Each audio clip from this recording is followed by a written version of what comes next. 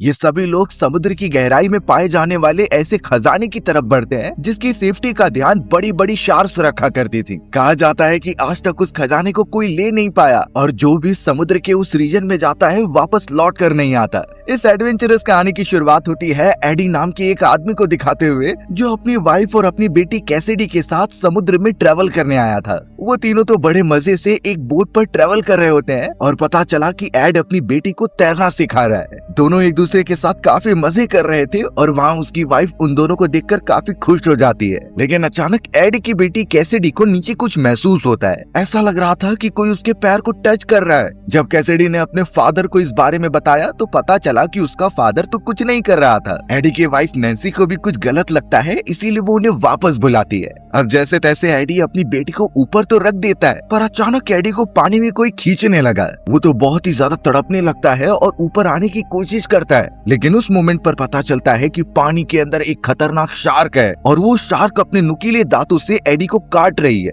ये देखकर नैन्सी और कैसिडी जोर से चिल्लाने लगे। एक समय पर तो एडी की बॉडी से कई सारे खून निकल चुके होते हैं, लेकिन फिर भी वो शार्क से बचते हुए अपनी फैमिली के पास आने ही वाला था, तभी एक और शार्क आकर उसे अंदर खींच लेती है। यानी बेचारी एडी की जिंदगी वहीं पर खत्म हो चुकी थी। कैसिडी जो उस समय पर एकदम छोटी हुआ करती थी, उसने अपने फादर की इतनी बुरी तरीके से मौत देखी कि वो एकदम सदमे में चली जाती है। भले ही अब कैसिडी बड़ी होती जा रही थी इस इंसिडेंट के बाद, लेकिन उसके दिमाग से ये सारी बातें हट नहीं रही थी। अब इस पूरी घटना को कई साल बीत जाते हैं और पता चला कि कैसिडी काफी बड़ी हो चुकी है और उसकी तो क्रेग नाम के आदमी से शादी भी हो चुकी है। पता चला कि क्रेग एक नॉर्मल जॉब किया करता था, लेकिन खाली टाइम पर वो ट्रेजर हंटिंग करता। इस समय पर तो वो एक ऐसे बंदरगाह की तरफ आया होता है जहाँ से थोड़ी दूर पर उसे लगता था कि ट्रेजर मौजूद है पानी के अंदर। अब कैसिडी के लिए चैलेंजिंग हो सकता है क्योंकि जहाँ पर वो ट्रेजर हंटिंग करने के लिए जा रहा है ये वही जगह है जहाँ पर उसके फादर की मृत्यु हुई थी। कैसिडी को तो थोड़े थोड़े विजन्स अभी भी आया करते थे।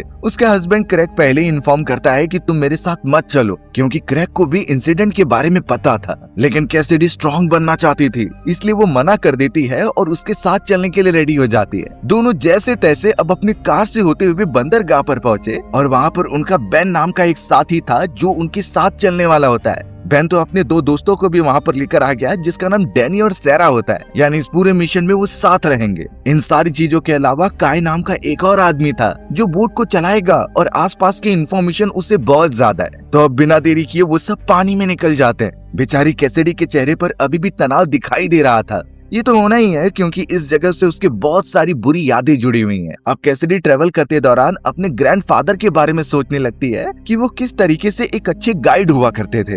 एक समय पर तो वो कई सारे स्टूडेंट्स को एक अजीब आइलैंड पर लेकर जा रहे होते हैं। उस आइलैंड के बारे में वो काफी इंफॉर्मेशन भी प्रोवाइड कर रहे थे। एक बार तो कैसिडी के ग्रैंडफादर की जान उस आइलैंड पर जाने से बाल बाल बची थी, क्योंकि वो गलती से अपना हाथ एक ऐसे पौधे पर रखने वाले थे जो बहुत ज्यादा जहरीला था। उनके टीम मेंबर्स ने जैसे तैसे उन्हें बचाया, तब जाकर उनकी जान सेफ हुई। तो यही सारे प्रिकॉशंस वो अपने स्टूडेंट्स को भी लेने के लिए कहते हैं, क्योंकि उस आइलैंड पर बिल्कुल भी लापरवाही बर्दाश्त नहीं की जाएगी। अब हमें प्रेजेंट टाइम का समय दिखाया गया जहाँ उसी समुद्र वाले इलाके पर जॉर्डन अपने साथियों के साथ था। जॉर्डन दरअसल कई सारे ड्रग स्मगलिंग का काम किया करता, यानी उसके सभी साथी गलत काम करते। अब जॉर्डन ने एक दूसरी नाव देखी जहाँ कुछ लोग सवार थे और उनके पास गन मौजूद होती है। वो उनके ही बोट की तरफ बढ़ रहे थे ये सोचकर कि वो दूसरों को लूट लेंगे, लेकिन उन्हें क्या पता कि जॉर्डन उनसे एक कदम आगे है। जैसे ही वो पहुंचते हैं तो जॉर्डन और उसके साथियों ने एडवांस वेपन निकालकर उन सभी को ही शूट करना स्टार्ट कर दिया। देखते ही देखते उस दूसरे बोट के साथी मारे जाते हैं। जॉर्डन के मेंबर्स ने उनके सारे हथियार जब्त कर लिए और उनकी डेड बॉडी को पानी में फेंक दिया, ये इसलिए ताकि किसी को पता न चले। लेकिन शॉकिंग बात ये हुई कि पानी में खून फैलने की वजह से उस जगह पर काफी भारी मात्रा में शार्क की झुंड जमा हो गए थे, क्योंकि शार्क्स पानी के अंदर खून बड़े दूर से सेंस कर लेते हैं और शायद ये चीजें एक बहुत ही बड़े खतरे का संकेत हो सकता है। फिलहाल तो हमें दिखाया गया कि कैसिडी अपने ग्रैंडफादर से वीडियो कॉल पर बात कर रही थी। अचानक ही उसके ग्रैंडफादर उससे कनेक्ट हो गए और कई सारी बातें उसे बताने लगे। वो ये भी मेंशन करते हैं कि कुछ ही देर में नेटवर्क चला जाएगा, इसलिए मैंने कॉल किया है। लेकिन कैसिडी के मोबाइल में तो फुल नेटवर्क था। उसके ग्रैंडफादर सिर्फ उसे इतना ही समझाते हैं कि तुम बाकियों के साथ रहना। समुद्र का सफर दिखने में जितना ही फैसिनेटिंग लगता है उतना ही खतरनाक होता है। अब ये कहते ही अचानक कॉल डिस्कनेक्ट हो जाता है क्योंकि सच में नेटवर्क चला गया था। कैसिडी तो बेचारी अपने ग्रैंडफादर को अच्छी तरीके से बाय भी नहीं कर पाई। अब दूसरी तरफ हमें जॉर्डन नाम के वही गैंगस्टर्स दिखाए जा रहे थे जिन्हें एक जीपीएस मिला था पुरानी वाली नाव से। ये जीपीएस समुद्र में एक लोकेशन को डिक्टेट कर रहा होता है, इसीलिए वो अपने साथियों के साथ बोट लेकर उसी स्पॉट पर पहुंच गए। जीपीएस की लोकेशन एग्जैक्ट यहाँ से कई गहराई में दिखाई जा रही थी, यानी उस जगह पर जरूर ऐसा कुछ छुपाया गया है जो पुराने बोट पर मौजूद थे उन लोगों को पता था। तो अब जॉर्डन और उसके साथी वेट करने लगे कि कैसे वो पानी के अंदर जाएंगे खजाने को ढूंढने के लिए। वहाँ क्रैक के बोट पर सभी तैयार हो रहे थे गोता लगाने के लिए। बेन नाम के उसके दोस्त ने तो एक पिंजरा भी निकाल लिया जिसमें बैठकर वो अंदर जाते थे। अब ये चीज देखने के बाद कैसिडी क्वेश्चंस पूछने लगी थी कि आखिर ये क्या हो रहा है। वो तो यहाँ पर सिर्फ नॉर्मल डाइव करने आए थे, फिर ये केज की क्या जरूरत। तब जाकर बेन सिंपली इतना समझाता है कि ये उन टूरिस्ट के लिए है जो शार्क जैसी खतरनाक चीजों को पास से देखना चाहते हैं। यानी वो केज के अंदर चले जाते थे और फिर शार्क उन पर अटैक नहीं कर सकती थी। लेकिन बेन ने इतना इंश्योर किया कि सारी शार्क्स यहाँ नहीं बल्कि अंदर वाले हिस्से पर रहती हैं, यानी वो हम पर बिल्कुल भी अटैक नहीं करेंगी। कैसिडी इन सारी चीजों को दिमाग में सोचते रहती है और उसके हस्बैंड क्रेग ने तो पहले ही कह दिया कि तुम डाइव मत करो। लेकिन कैसिडी के ग्रैंडफादर ने उसे हमेशा सिखाया था कि अपने डर को ओवरकम कर लोगी तो वो कभी तुम्हें परेशान नहीं करेगा। इसीलिए कैसिडी ने डिसाइड किया कि वो भी बाकियों की तरह डाइव करेगी। ये डिसीजन लिया गया कि बेन पानी में नहीं जा रहा है, वो ऊपर ही रुककर काय के साथ उन सभी को इंस्ट्रक्शंस देगा। तो बिना देरी किए बाकी लोग जितने बचे हुए थे वो सब डाइविंग सूट पहनने लगे। कैसिडी इससे पहले भी कई बार डाइविंग कर चुकी है, लेकिन इस तरीके से ग्रुप डाइविंग वो पहली बार कर रही थी।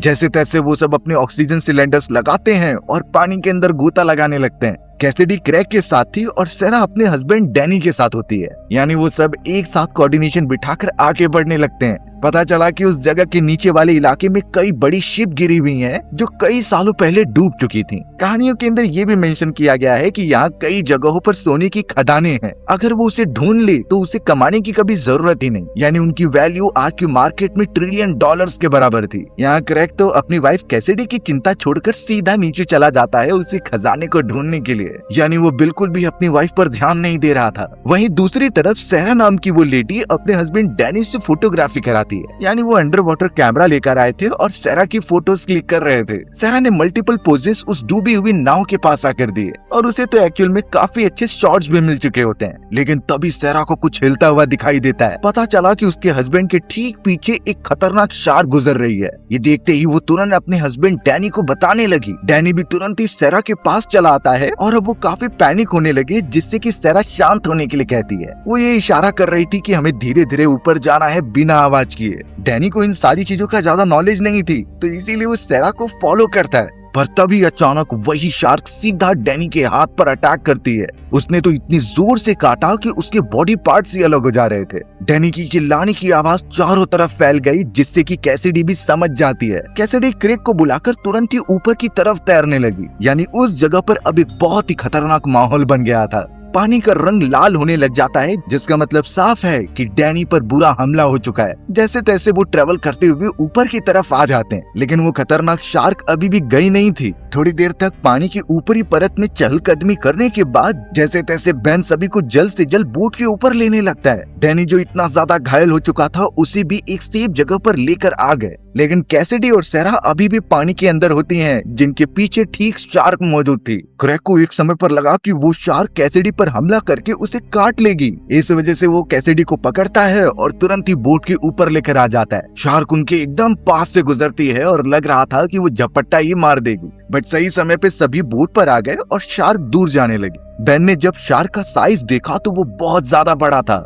ऑब्वियसली स्टैंडर्ड शार्क इससे काफी छोटी होती हैं, पर सबसे डरा देने वाली बात थी यहाँ डैनी की कंडीशन। उसका एक हाथ कट चुका था और इतना ब्लड लॉस हो चुका होता है कि उसे हॉस्पिटल लेकर जाना होगा, नहीं तो ये बात पक्की है कि उसकी मृत्यु हो जाएगी। काय नाम का वो आदमी बताने लगा कि यहाँ बहुत सारी शार्क हैं और आए दिन ऐसे हादसे होते रहते हैं। सभी तो एक समय पर बेन पर गुस्सा हो रहे थे क्योंकि उसने इस बारीकी के बारे में नहीं बताया, पर अब बेन को किसी भी हालत में मदद चाहिए थी इसलिए वो जब आसपास नजर घुमाता है तो उसे सामने एक बोट दिखाई देती है। वो बोट उनकी बोट से एकदम फास्ट थी और काफी बड़ी भी होती है। तो इसीलिए बेन ने डिसाइड किया कि वो उनके पास जाएंगे और मदद मांगेंगे ताकि डैनी को जल्द से जल्द हॉस्पिटल शिफ्ट किया जा सके। पर बेन और उसके साथियों को बिल्कुल नहीं अंदाजा था कि वो अपनी ही जान खतरे के अंदर डालने जा रहे हैं उस जगह पर। जैसे तैसे ट्रेवल करते हुए वो उस बोट के पास पहुंच गए और उस मोमेंट पर हमें पता चला कि ये किसी और की नहीं बल्कि जॉर्डन की बोट है। बेन ने तो जॉर्डन को हर एक बात बता दी कि कैसे शार्क ने हमला करके हमारे एक साथी को घायल कर दिया है। उसे जल्द से जल्द हॉस्पिटल शिफ्ट करना होगा, नहीं तो वो मारा जाएगा। जॉर्डन कुछ समय तक सोच रहा था और फिर उसे कुछ आइडिया आया। वो अपने कुछ साथियों को इंट्रोड्यूस करता है जो उसके इस मिशन पर आए थे और अब वो सीधा बेन की बोट पर चला जाता है डैनी की हालत देखने के लिए। डैनी की कंडीशन सच में बहुत ज्यादा गंभीर थी। जॉर्डन तो उन लोगों को बताने लगा कि इस पूरे समुद्र के अंदर एक ऐसी ग्रेट व्हाइट शार्क है जिसका साइज बहुत बड़ा है और वो किसी भी इंसान को छोड़ती नहीं। कई साल पहले उसे डिस्कवर किया गया था, लेकिन वो कहाँ जाती है और कैसे रहती है ये कुछ नहीं पता। जॉर्डन ने तो ये भी मेंशन किया कि वो कई सारे शार्क से लड़ चुका है और वहाँ से जिंदा भी निकला है। उसने तो सबूत के तौर पर एक शार्क का दांत दिखाया जो उसके गले में था। सभी ये सारी बातें सुनकर थोड़ा जॉर्डन पर शक करने लगे, क्योंकि मदद करने के बजाय वो बहुत ज्यादा फ्लेक्स कर रहा है। अब कंडीशन को ध्यान में रखकर जॉर्डन भी बेन को गाइड करने लगा कि उन्हें कैसे हॉस्पिटल पहुंचना है। पर कहीं न कहीं उसके दिमाग में अपना भी वो खुफिया प्लान चल रहा था जिसमें कि उसे समुद्र के अंदर मौजूद सारा ट्रेजर मिल जाए। जॉर्डन उनकी मदद करने की सबसे पहले बहुत एक्टिंग करता है, क्योंकि ऑब्वियसली उसे अपना काम पहले निकलवाना था। तो अब जॉर्डन को शक होने लगा कि कहीं बेन और उसके सभी साथी उसी चक्कर में तो नहीं है जो वो खुद उस समुद्र में ढूंढने आया था। इसी वजह से अब जॉर्डन बेन और काई से पूछताछ करने लगा कि तुम किसी भी खजाने के बारे में जानते हो कि नहीं। हालांकि उन्हें इस बारे में पता था, लेकिन बेन ये सारी चीजें रिवील ही नहीं करता, क्योंकि अगर ऐसा होगा तो हो सकता है ये लोग हमें मार दे। अब जॉर्डन इसीलिए टेंशन में था क्योंकि पानी के अंदर वो बड़ी बड़ी शार्क्स हैं और कई उसके साथी जो गोता लगाए थे वो अभी तक वापस नहीं आए। तभी जॉर्डन की नजर चली जाती है उस लोहे के पिंजड़े में, जिसमें अगर बैठकर नीचे जाए पानी के अंदर तो शार्क हमला करेगी तो भी कुछ नहीं होगा। तो अब जॉर्डन को यही लगने लगा कि वो बिना खतरे में डाले इसका यूज करके अपना खजाना ले सकता है। इसीलिए अब जॉर्डन ने अपने आदमियों को बुलाया और सभी को पानी में मारकर फेंक देने के लिए कहा। क्रेग भी उस जगह पर पहुंच चुका था जो सभी को शांत कराता है। कैसिडी और सेरा भी एक समय पर काफी घबरा गए थे। जॉर्डन ने तो अपनी मांग साफ कर दी थी कि उसे वो केक चाहिए, अगर उसे उसका खजाना मिल गया तो वो तुम्हें वापस जाने देगा। उस मोमेंट पर फिलहाल कैसिडी ने माहौल संभाला और जॉर्डन से पूछने लगी कि तुम्हारा खजाना कितना भारी है। उसका वेट जानने के बाद वो साफ कह रही थी कि इतना ज्यादा वजन वो केज नहीं उठा पाएगी, इसके लिए किसी हल्के इंसान को जाना होगा जो तुम में से कोई भी नहीं है। तो अब कैसिडी अपने हस्बैंड और बाकी साथियों की जान बचाने के लिए खुद को आगे बढ़ा देती है, यानी वो जॉर्डन के बताए गए रास्ते पर पानी के अंदर जाएगी और खजाने को लेकर आएगी। जॉर्डन और उसके साथियों को ये प्लान अच्छा लगता है क्योंकि इससे उनकी भी जान खतरे में नहीं पड़ेगी और काम भी हो जाएगा। क्रेग तो यहाँ मना भी कर रहा था अपनी वाइफ को, लेकिन अब डिसीजन हो चुका था। ये बात ऑब्वियस थी कि कैसिडी की जान खतरे में पड़ने वाली है, लेकिन बार बार उसे अपने ग्रैंडफादर की ही यादें आ रही थी कि उसे अपने डर से लड़ना है। कैसिडी फिर बिना सोचे अपना डाइविंग सूट पहन लेती है और उनके बताए गए डायरेक्शन में केज के अंदर बैठकर नीचे जाने लगती है। क्रैक को इन चीजों की बहुत फिक्र हो रही थी, वहीं जॉर्डन एकदम आराम से बैठा हुआ था। जॉर्डन तो कैसिडी के जाने से पहले ये साफ कर देता है कि हमारे पास कोई रेडियो नहीं है, तुम्हें ठीक हाफ एन आवर बाद तुम्हें ऊपर खींच लूंगा और उतने समय में तुम्हें खजाना ढूंढना है जो यहाँ से सीधे नीचे की तरफ है। कैसिडी इन इंस्ट्रक्शंस को फॉलो करती है और अब केज के अंदर बैठकर नीचे जाने लगती है। कई गहराई में जाने के बाद वो तल तक पहुंच चुकी थी। वहाँ से आसपास कोई दिखाई तो नहीं दे रहा होता, लेकिन तभी पता चला कि कुछ शार्क वहाँ पर घूम रही हैं। ये वही ग्रेट व्हाइट शार्क थी जिनका साइज काफी बड़ा था, लेकिन कैसिडी ने जितना इन शार्क्स के बारे में पढ़ा होता है वो उसे अप्लाई करती है, यानी कि वो बिल्कुल भी हिल नहीं रही थी और आवाज नहीं दिखाती। सेम ये चीजें अप्लाई करने पर पता चला कि वो सारी शार्क्स वहाँ से दूर हट गई हैं, यानी कि कैसिडी अपना काम वहाँ कर सकती है। वहाँ ऊपर की तरफ बोट में क्रेग के पास एक सोने का सिक्का था जो कि उसने पानी के तल से ही उठाया होता है। क्रेग ने वो सिक्का तुरंत ही काय के हाथ में थमा दिया ताकि वो पकड़े न जाएं। जॉर्डन तो अपने सभी आदमियों को दिखाता है कि वहाँ कितनी सारी शार्क्स आ चुकी हैं, यानी हो सकता है कि उन लोगों ने एक्चुअल में कैसिडी पर हमला कर दिया हो। लेकिन वहाँ नीचे खतरों से खेलती हुई कैसिडी अपना पिंजड़ा ओपन करती है और शार्क के दूर जाने के बाद उन पैकेट्स के पास पहुँचती है जो एक्चुअल में जॉर्डन का खजाना था। यहाँ हमें पता चला कि ये सब कोई गोल्ड बार या फिर ज्वेलरीज नहीं है, बल्कि ये तो कई किलो ड्रग्स मौजूद थे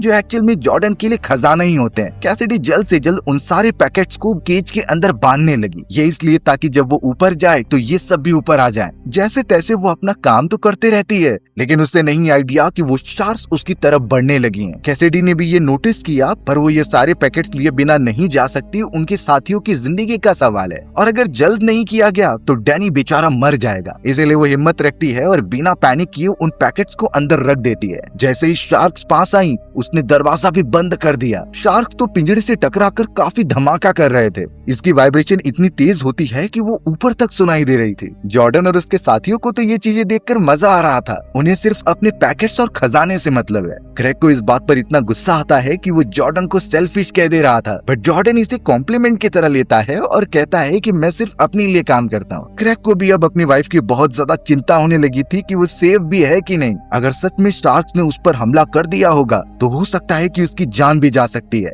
क्रेग जॉर्डन को बार बार कहने लगा था कि हमें केज ऊपर खींचना होगा। जॉर्डन मानता तो नहीं, लेकिन आवाज सुनने के बाद वो ऑर्डर दे देता है ऊपर खींचने का। कई सारी शार्क्स उस केज से लड़ती जा रही थी, लेकिन जब केज ऊपर खींचा जाने लगा तो वो थोड़ा सा दूर हट जाती हैं। पता चला कि जितने भी बैग्स उस केज से बांधे गए थे वो भी ऊपर आने लगे, पर उनमें से अचानक एक बैग नीचे गिर जाता है। ये बातें कैसिडी ने नोटिस नहीं की और जैसे तैसे वो ऊपर आ जाती है। वो अपने हस्बैंड क्रेग को चिल्लाने लगी कि नीचे कई सारी शार्क्स हैं, यानी वहाँ पर जाना बहुत ज्यादा खतरनाक हो सकता था। जॉर्डन और उसके साथियों ने जब अपने पैकेट्स अच्छे तरीके से देखे तो यही पता चला कि उनमें से एक पैकेट गायब है। तो ऑब्वियसली जॉर्डन, जो कि सेल्फिश था, वो कैसिडी को कहने लगा कि तुम वापस जाकर लास्ट बैग लेकर आ जाओ। कैसिडी इसके लिए मना करती है क्योंकि इस समय जाना खतरे से खाली नहीं था। वो सभी शार्क्स एकदम से पागल जैसा बिहेव कर रही हैं, लेकिन जॉर्डन तो अपनी बंदूक निकालकर फोर्स करने लगा। तभी अचानक हमें पता चला कि जॉर्डन का एक साथी जो गोता लगाकर पहले गया था, वो अब धीरे धीरे बाहर निकलने लगा होता है शार्क्स के डर से। जॉर्डन ने अपने आदमियों को आदेश दिया कि उसे जल्द से जल्द बचाओ, क्योंकि इतनी सारी खौफनाक शार्क्स आसपास ही घूम रही थी और वो कभी भी उस पर अटैक कर सकती हैं। पता चला कि यहाँ क्रेग ने मौका देखकर जॉर्डन से उसकी गन छीनने की कोशिश की, पर जॉर्डन उससे ज्यादा ताकतवर होता है। उसने क्रेग को कई पंच मारकर पानी में फेंक दिया। वो तो मल्टीपल फायर भी करता है, लेकिन पानी की वजह से क्रेग बच गया। लेकिन अब यहाँ उसकी वाइफ कैसिडी बहुत ही ज्यादा टेंशन में थी, क्योंकि उसका हस्बैंड खतरे में है। केज के आसपास के पानी का कलर लाल हो चुका था और ये भी हो सकता है कि शार्क ने उसके हस्बैंड क्रेग को ही मार दिया है। बहुत टेंशन में कैसिडी जोर जोर से चिल्लाती है। पर अगर ऐसी कंडीशन में कभी हम फंस जाएं जहां पानी के अंदर शार्क मौजूद हैं और वो हमारी तरफ अटैक करने के लिए आगे बढ़ रही हैं, बहुत केसेस में यही देखा गया है कि सभी पैनिक होकर दूर भागने की कोशिश करते हैं, जिस पर शार्क उन्हें मछली समझकर उन पर अटैक कर देती है। जबकि मरीन लाइफ एक्सपर्ट्स का मानना ये है कि शार्क कभी भी इंसानों पर डायरेक्ट हमला नहीं करती। उन्हें ऐसा लगता है कि हम इंसान कोई सील या फिर कोई बड़ी मछली है जिस पर अटैक करके उनका पेट भर जाएगा। तो इन शार्क के अटैक से बचने का सबसे अच्छा तरीका होता है कि आवाज कीजिए। कोई भी जंगली जानवर अजीब तरीके की आवाज सुनकर डर ही जाता है। याद रहे, आपको जोर से चिल्लाते हुए पानी पर स्प्लैशेस मारने हैं। इससे बहुत चांसेस है कि शार्क थोड़ी डर जाएगी। लेकिन अगर फिर भी वो अटैक कर रही है और किसी बॉडी पार्ट पर उसने काट लिया है, तो आपके पास सिर्फ एक ही रास्ता है शार्क से पीछा छुड़ाने का, उसके दोनों गलफड़ों और आंखों पर वार करना। ये इतने सेंसिटिव पार्ट होते हैं कि जरा से भी खरोच लगने पर उनमें से खून निकलने लगता है। एक भी पंच अगर उसके आंख या गलफड़ों पर लग गया तो ये श्योरिटी वाली बात है कि शार्क आपको छोड़ देगी। वहाँ से निकलकर फिर जल्द से जल्द किसी किनारे या फिर बोट पर आ जाइए, क्योंकि शार्क को उससे रिकवर होने में ज्यादा टाइम नहीं लगेगा। यही चीजें हमें फॉलो करनी चाहिए, लेकिन शायद क्रेग को कुछ समझ नहीं रहा था। जॉर्डन का एक और साथी जब अपने दोस्त को बचाने के लिए जाता है तो पता चला शार्क ने उस पर भी अटैक करके उसे मार दिया है, यानी जॉर्डन के दो साथी मारे गए। क्रेग का भी उस भरे पानी के अंदर कुछ पता नहीं चलता, जिस पर कैसिडी बोट पर बैठकर काफी रोने लग जाती है। उसी मोमेंट पर काय उसके पास आकर कैसिडी को वो गोल्ड कॉइन देता है जो कि क्रेग ने उसे दिया था। सैरा भी कैसिडी के पास रहकर उसे समझाती है कि सब ठीक हो जाएगा, बट जॉर्डन जो गुस्से में था वो बंदूक पॉइंट कर देता है उनके ऊपर। उसका बहुत ही ज्यादा लॉस हो चुका था और कई उसके साथी मारे गए थे। इसका हर्जाना उसे चाहिए था। तब जाकर कैसिडी ने अपने हाथ में मौजूद वो गोल्ड कॉइन उसे दिखाए और बताया कि यहाँ से ठीक नीचे कई सारे ट्रेजर होल्स हो सकते हैं, यानी वहाँ पर तुम्हारे ड्रग्स से भी ज्यादा वैल्यूएशन के गोल्ड मौजूद हैं। अब जॉर्डन जब इन चीजों के बारे में सोचता है तो उसे ये फायदेमंद लगा, लेकिन वो कह रहा था कि इन गोल्ड को ढूंढने के लिए कैसिडी को ही जाना होगा, जो शायद अब मौत को बुलावा देने जैसा लग रहा था। हमें अब समुद्र में दूर दिखाया जाता है कि क्रेग अभी तक मरा नहीं है, वो जैसे तैसे ट्रेवल करते हुए ऊपर आ चुका है। वो जब अपने चारों तरफ देखता है तो सामने एक छोटी सी राफ्ट मौजूद थी। जैसे तैसे वो ट्रेवल करते हुए वहाँ पर जाने लगा। यहाँ कैसिडी ने भी बोल दिया कि वो खुद जाकर गोल्ड ढूंढ कर लाएगी, लेकिन इससे पहले जॉर्डन वादा करे कि वो किसी को नुकसान नहीं पहुंचाएगा। लेकिन यहाँ सैरा एक शॉकिंग रियलिटी देखती है कि उसका हस्बैंड डैनी मर चुका है और उन लोगों ने उसकी डेड बॉडी को पानी में फेंक दिया था। सैरा के तो पैरों तले जमीन खिसक गई थी और वो इतना रोने लगी कि कैसिडी उसे शांत कराती है और बोलती है कि हम भी उन गोल्ड में से हिस्सा लेंगे। खैर जॉर्डन तो उस समय पर मान गया, लेकिन लगता नहीं कि वो अपना वादा निभाएगा। वहाँ दूसरे बोट पर क्रेग अभी भी मौजूद था,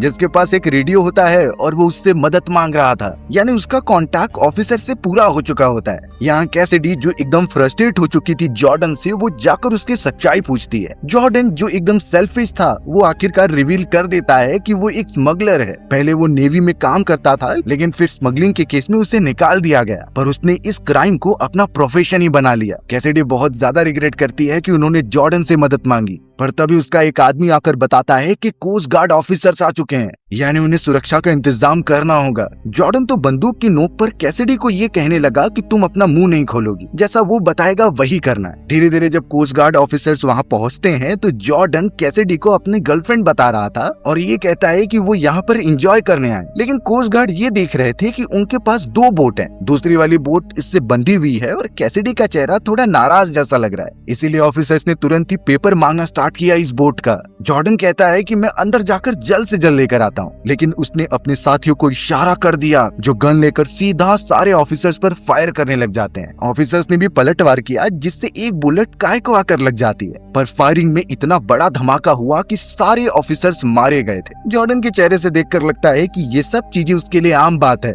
लोगों को मारना और अपना फायदा देखना ये उसका पेशा बन चुका था। लेकिन यहाँ गोली लगने के बाद काय की भी हालत बुरी हो चुकी थी। कैसिडी और सैरा तो अब उस खजाने को ढूंढने के लिए डाइविंग सूट पहन लेते हैं और तुरंत पानी में उतरते हैं, क्योंकि खजाने के बिना शिप पर आए तो जॉर्डन मार देगा। पता चला कि बेन पर भी उन लोगों ने हमला कर दिया है और वो बोट से भागने लगा है। यहाँ पानी के अंदर भी सैरा अलग हो चुकी थी और उसके पास तो एक शार्क भी बढ़ रही होती है। कैसिडी ने तो सैरा को एकदम शांत रहने के लिए कहा, लेकिन वो सुन नहीं पाती और बेचारी पर शार्क ने हमला करके मार दिया। एक शार्क तो कैसिडी के पास भी आती है, जिसे अच्छी तरीके से वो अंदर जाकर देख रही थी, लेकिन कैसिडी बिल्कुल भी पैनिक नहीं करती और एकदम शांत रहकर अपना हाथ आगे बढ़ा देती है। ये सारी चीजें एकदम इमेजिनेशन जैसी लग रही थी और वो शार्क उस पर अटैक नहीं करती, बल्कि उसके हाथ को टच करके वहाँ से दूर चली जाती है। यानी कैसिडी की जान बच गई और जैसे तैसे वो बोट पर आ जाती है। उसने साफ देखा कि जॉर्डन ने काय को मार दिया है। इतनी ज्यादा क्रूएलिटी वो सहन नहीं कर सकती थी। तभी पता चला कि बोट के ऊपर क्रेग आ चुका है और उसने सीधा पॉइंट कर दिया है जॉर्डन के ऊपर। जॉर्डन एक समय पर तो शांत था, लेकिन फिर वो झपट्टा मार लेता है क्रेग के ऊपर। दोनों में काफी ज्यादा फाइटिंग होती है, लेकिन यहाँ कैसिडी अब तंग आ चुकी थी और उसने गन उठाकर सीधा उसके पैर पर वार किया। जॉर्डन तो कुछ और भी बोलने वाला था, लेकिन कैसिडी ने उसके सर पर हमला करके उसे पानी में फेंक दिया। खून की वजह से वहाँ पर शार्क्स भी आती हैं और उस पर अटैक करके मार देती हैं। यानी वहाँ का एक सबसे बड़ा खतरा खत्म हो चुका है और अब क्रेग अपनी वाइफ और बेन के साथ सीधा निकल पड़ा था शहर की तरफ। यानी वो सब यहाँ खजाने ढूंढने आए थे, लेकिन असली जिंदगी की सच्चाई तो उन्हें पता ही चल गई। हमारी भी कहानी यहीं खत्म हो जाती है। सो व्यूअर्स, आपको मेरा नरेशन 1% भी अच्छा लगा होगा ना, तो वीडियो को लाइक एंड चैनल को सब्सक्राइब जरूर कर देना। मिलते हैं इसी तरीके की मजेदार वीडियोस में, तब तक के लिए बाय बाय।